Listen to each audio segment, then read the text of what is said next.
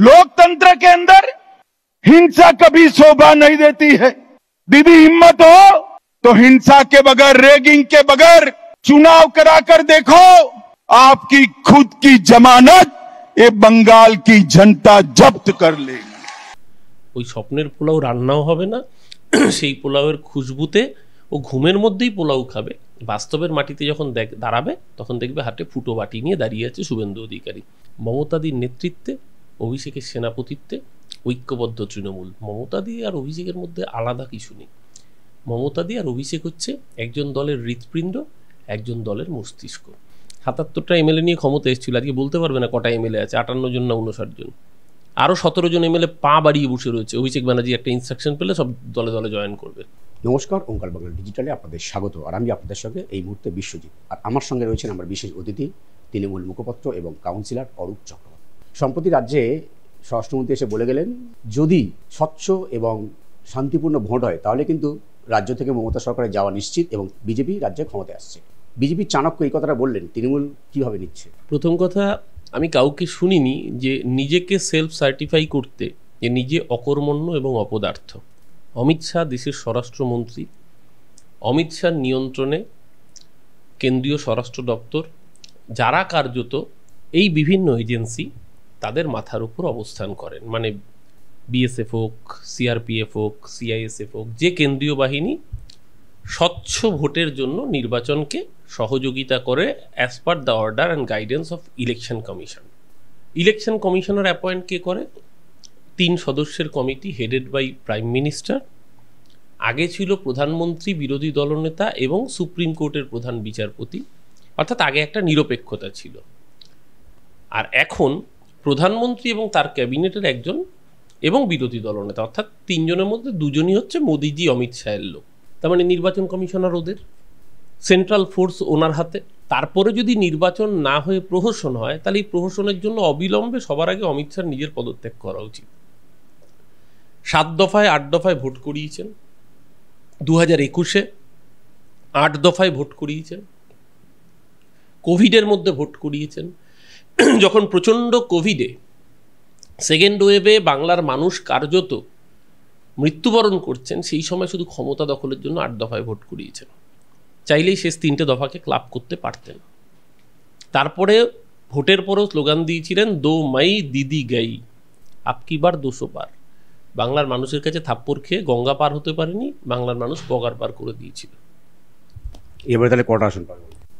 আমি জানি না আপনার এডুকেশন কোয়ালিফিকেশন কি, কিন্তু সাধারণত মানুষ মাধ্যমিকের পর উচ্চ মাধ্যমিক পরীক্ষা দেয়, উচ্চ মাধ্যমিকের পর গ্র্যাজুয়েশন হয়, তারপর কেউ মাস্টার্স ডিগ্রি করে, কেউ এমফিল করে, কেউ পিএইচডি করে, কেউ পোস্ট ডক্টরেট করে। আপনি শুনেছেন কেউ মাস্টার ডিগ্রি পরীক্ষা ফেল করার পর সে মাধ্যমিক পরীক্ষা দিতে বসেছে? আবার শোনেন।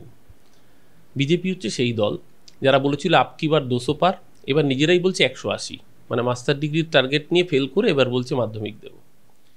আগামী দিন লিডার অফ অপোজিশন পোস্টটা রাখতে পারবে কিনা বিজেপি, সেটা নিয়ে সন্দেহ দেখা যায়।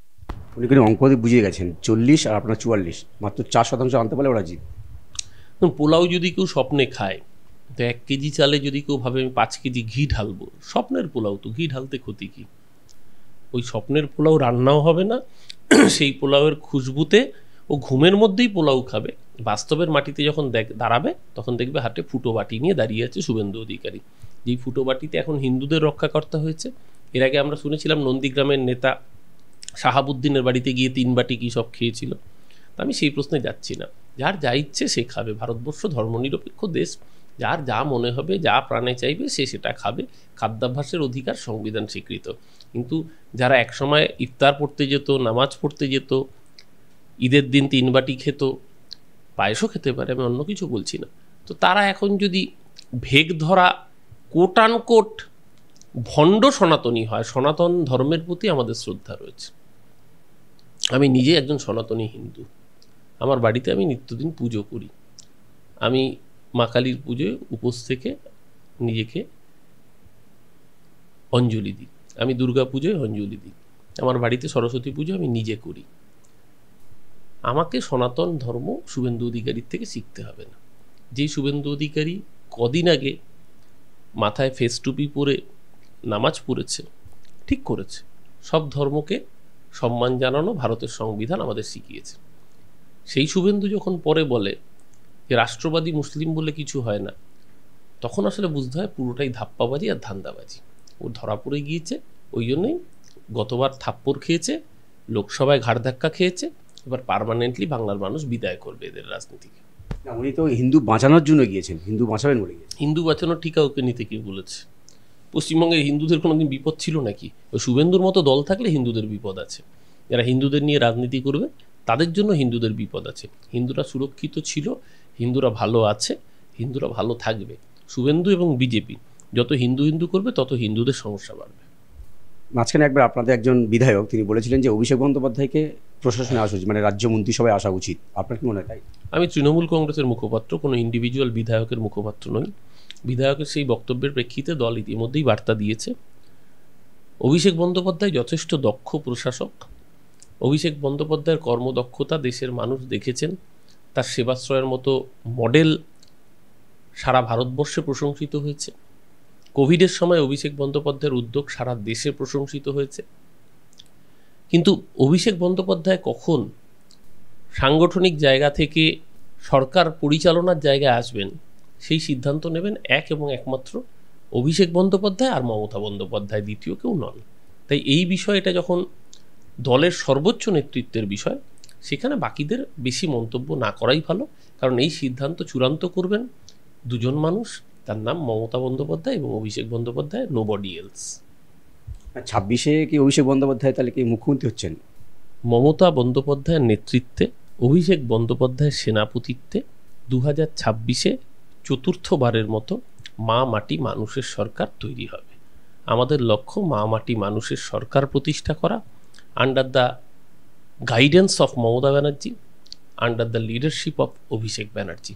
মমতাদির নেতৃত্বে, অভিষেকের সেনাপতিত্বে ঐক্যবদ্ধ তৃণমূল। মমতাদি আর অভিষেকের মধ্যে আলাদা কিছু নেই। মমতাদি আর অভিষেক হচ্ছে একজন দলের হৃৎপিণ্ড, একজন দলের মস্তিষ্ক। হৃৎপিণ্ড পাম্প না করলে মস্তিষ্কে রক্ত সঞ্চালন হবে না, তাহলে মস্তিষ্ক কাজ করবে না। আবার মস্তিষ্কে রক্ত সঞ্চালন না হলে সারা দেহে রক্ত পৌঁছবে না। কিন্তু মূল রক্ত চালিকার জায়গাটা হচ্ছে হৃৎপিণ্ড। হৃৎপিণ্ড কাজ না করলে কোনো কিছুই কাজ করবে না। তাই জন্য একজন হৃৎপিণ্ড, একজন মস্তিষ্ক, দুইয়ের সমন্বয়ে তৃণমূল কংগ্রেস অপ্রতিরোধ্য বিজয়রথের ঘোড়া 11, 16, 21, 26-এও ছুটবে। অভিষেক বন্দ্যোপাধ্যায় গেলেন বিদেশে গিয়ে পাকিস্তানের যে সন্ত্রাস সেটা ব্যাখ্যা করলেন, কিন্তু আপনারা বলছেন প্রধানমন্ত্রী বাংলায় এসে সিঁদুর নিয়ে রাজনীতি করছে। আমরা বলিনি তো, দেশের মানুষ দেখেছে। 22 তারিখ পেহেলগামে হামলা হয়েছে, মোদিজি সৌদি আরবে ব্যস্ত ছিলেন। 23 তারিখ ফিরে এলেন। আমরা তো ভেবেছিলাম পেহেলগাম যাবেন, না মোদিজি পেহেলগাম যাননি। 24 তারিখে বিহারে ভোট প্রচার করতে চলে গিয়েছিলেন। আর অপারেশন সিন্দুরের ফ্লেক্স লাগিয়ে বিজেপি ভোট চেয়েছে বিহারে। আমরা বলিনি, বিজেপি করেছে যেটা, সেটা আমরা দেখেছি। আর এটা তো সত্যি কথাই। গত রবিবার নেতাজি ইন্ডোরে যখন অমিত শাহর সভা চলছিল, বিজেপি কর্মীদের মোবাইল টোবাইল চুরি গেছে। এখন জানি না বিজেপি নতুন এরকম রিক্রুটার করেছে কিনা মোবাইল চোরদের। পার্টিতে নাকি আবার অ্যানাউন্স করতে হয়েছে অনেকের মোবাইল চুরি যাচ্ছে, যোগাযোগ করতে পারলে জানান, সন্ধান চাই, ইত্যাদি ইত্যাদি। সেই একই সময় যখন অমিত শাহ নেতাজি ইন্ডোরে বিজেপির হয়ে ভোট চাইছে, ওই একই সময় কুয়ালালামপুরে অভিষেক বন্দ্যোপাধ্যায় পাকিস্তানের সন্ত্রাসবাদের বিরুদ্ধে ভারতের হয়ে ভারতের বার্তা তুলে ধরছেন। তফাৎটা খুব পরিষ্কার, কারা ভোটের জন্য রাজনীতি করছে আর কারা দেশের জন্য রাজনীতি করছে। একই সময়ে একই দিনে দুটো আলাদা জায়গায় দুটো দলের দুই সর্বোচ্চ নেতৃত্বের অবস্থান চোখে আঙুল দিয়ে ভারতবর্ষের মানুষকে বুঝিয়ে দিয়েছে। তাই আমাদের আলাদা করে কিছু বলতে হচ্ছে না। অনুব্রত মণ্ডল কি গুরু পাপে লঘু সাজা হলো? অডিও বার্তা যে ভাইরাল হয়েছে, সেটা তো আদালত বিচার করবে। দল ইতিমধ্যেই ব্যবস্থা নিয়েছে। অনুব্রত মণ্ডল বাজে কথা বলেছেন, এই কথা দল কোনোদিনও সমর্থন করেনি। প্রথম দিন ভর্ৎসনা করেছে, শোকজ করা হয়েছে, পুলিশ সমন পাঠিয়েছে, জামিন অযোগ্য ধারায় মামলা করেছে, সেই সমন এড়িয়েছেন উনি আইনজীবী মারফত। আবার তাকে সমন পাঠানো হয়েছে, পুলিশ আইনি দিক খুঁটিয়ে দেখে ব্যবস্থা করছে। আপনি ভেবে দেখুন, একই সময় বিজেপির নেতা, রাজ্যের মন্ত্রী কুঁয়ার বিজয় সাহু মধ্যপ্রদেশে কর্নেল সোফিয়া কুরেশিকে জঙ্গিদের বোন বলেছে। বিজেপি তার বিরুদ্ধে এফআইআর করা তো দূরের কথা, তাকে মন্ত্রিসভা থেকে বরখাস্ত দূরের কথা, একটা ভর্ৎসনা পর্যন্ত করেনি। পার্থক্য পরিষ্কার। এই যে আপনি বলছেন পুলিশের বিরুদ্ধে কুকথা, আমি যদি আপনাকে শোনাই সেই কথা আপনি শুনতে পারবেন না, এমন কুৎসিত নোংরা মন্তব্য শুভেন্দু অধিকারী করেছে পুলিশ সম্পর্কে। তো শুভেন্দু অধিকারীর বিরুদ্ধে কি কোনো ব্যবস্থা গৃহীত হয়েছে? উত্তর না। আমি কেন বলছি, কদিন আগে শুভেন্দু অধিকারী যাদবপুর থানার সামনে একটি ঘটনায় যাদবপুর থানার ওসিকে কি বলেছিলেন আমি আপনার ক্যামেরায় শোনাচ্ছি। বিরাট মস্তান বিরাট মস্তান হয়ে গেছে, বিরাট মস্তান। মমতা তোমাকে বেতন দেয়, তোকে মমতা বেতন দেয়, তোর বাপকে বেতন দেয়। মমতা তোকে বেতন দেয়, তোর বাপকে বেতন দেয়। যাদবপুর থানার অফিসার ইনচার্জকে বলছেন শুভেন্দু অধিকারী। কবে বিজেপি ব্যবস্থা নেবে? অনুব্রত মণ্ডলের বিরুদ্ধে তৃণমূল দলগত ব্যবস্থা নিয়েছে, এফআইআর হয়েছে। শুভেন্দু অধিকারী তো আদালতে রক্ষা কবচ নিয়ে রয়েছে, আদালতের চোখে পড়ছে না কেন? আদালতে এরপরে রক্ষা কবচ দেবে শুভেন্দুকে? এই প্রশ্ন উঠবে না? এই প্রশ্ন উঠছে না, কারণ গদি মিডিয়ায় পরিণত হচ্ছে সবাই নন, এখনও ইন্ডিপেন্ডেন্ট জার্নালিজম বেঁচে রয়েছে। অবশ্যই কিছু স্বাধীন সত্তার সাংবাদিক রয়েছেন যাদের জন্য এখনও সাদাকে সাদা কালোকে কালো বলা যাচ্ছে। নিশ্চিত তৃণমূল ভুল করলে তো সমালোচনা করবেন, স্বাভাবিক, গণতন্ত্রের সংবাদ মাধ্যমের এটাই কাজ। শাসক ভুল করলে সমালোচনা হবেই, কিন্তু শাসক যখন পদক্ষেপ নিচ্ছে অথচ বিরোধী দল একই কাজ করছে, তখন একটা বড় অংশের মিডিয়া নিশ্চুপ। আজকে এই ঘটনাগুলো চোখে আঙুল দিয়ে বারবার দেখিয়ে দিচ্ছে। অনুব্রতের ঘটনার পরে পুলিশের মনোবলটা কমে গেল। পুলিশের মনোবল কমা তো দূরের কথা, পুলিশের মনোবল শক্ত আছে বলেই পুলিশ এফআইআর করেছে, জামিন অযোগ্য ধারায় মামলা চলছে, বাকিটা কোর্টের প্রসিডিওরের বিষয় আছে। কারণ আপনি জানেন 7 বছরের নিচের সাজার কোনো অপরাধ হলে আসামিকে প্রথমে নোটিশ দিতে হবে, as per BNS section 35 subsection 3 BNS, তার ধারা অনুযায়ী তাকে নোটিশ দিতে হবে। পুলিশ নোটিশ দিয়েছে, নোটিশ কমপ্লাই করেনি, সেকেন্ড নোটিশ গেছে। সেটা কমপ্লাই না করলে আদালতের কাছে দ্বারস্থ হবে পুলিশ প্রশাসন, যেভাবে রায় দেবে সেইভাবে ব্যবস্থা হবে। মাথা মতো করার কোনো প্রশ্নই ওঠে না। এসএসসি যে বিজ্ঞপ্তিটা প্রকাশ করেছে নতুন 2025-এর রিক্রুটের জন্য, তারপরেও হাইকোর্টে মামলা হলো, আদৌ কি স্বচ্ছ? এইটা তো মামলাবাজ, যারা আসলে মানুষের ভোটে প্রত্যাখ্যাত পরাজিত, তারা শুধু কোর্টে বেঁচে আছে এবং কোর্টে মামলা করে করে আজকে দেশের মানুষ, রাজ্যের মানুষ দেখছে কারা নিয়োগগুলোকে বন্ধ করছে। সুপ্রিম কোর্টের নির্দেশ অনুযায়ী পশ্চিমবঙ্গ সরকার এই বিজ্ঞপ্তি প্রকাশ করেছে। সেটা যখন হাইকোর্টে মামলা করেছে, সুপ্রিম কোর্ট পর্যালোচনা করবে। কিন্তু বাংলার মানুষ এটা বুঝতে পারছে, যতদিন এই শূন্য হয়ে যাওয়ার দলটার এই কিছু অতৃপ্ত আত্মা কাকচিল শকুনের মতো উৎপেতে বসে থেকে মামলা করে করে দীর্ঘসূত্রিতা করবে, এরপর বাংলার মানুষ এদেরকে রাস্তার মাটির অধিকার লড়াইয়ের আন্দোলনেই বুঝে নেবে। আপনি বলছেন যে 2026-এ তৃণমূল ক্ষমতা আসছে, আপনি একজন আলাদা করে বলতে হচ্ছে না। আপনার মনে হয় যে বিজেপি, যার এক্সিস্টিং লিডার অফ অপোজিশনের অপদার্থতার জন্য একের পর এক এমএলএ দল ছেড়ে চলে যাচ্ছে, 77টা এমএলএ নিয়ে ক্ষমতা এসেছিল, আজকে বলতে পারবে না কটা এমএলএ আছে, 58 জন না 59 জন, আরও 17 জন এমএলএ পা বাড়িয়ে বসে রয়েছে। অভিষেক ব্যানার্জি একটা ইনস্ট্রাকশন পেলে সব দলে দলে জয়েন করবে।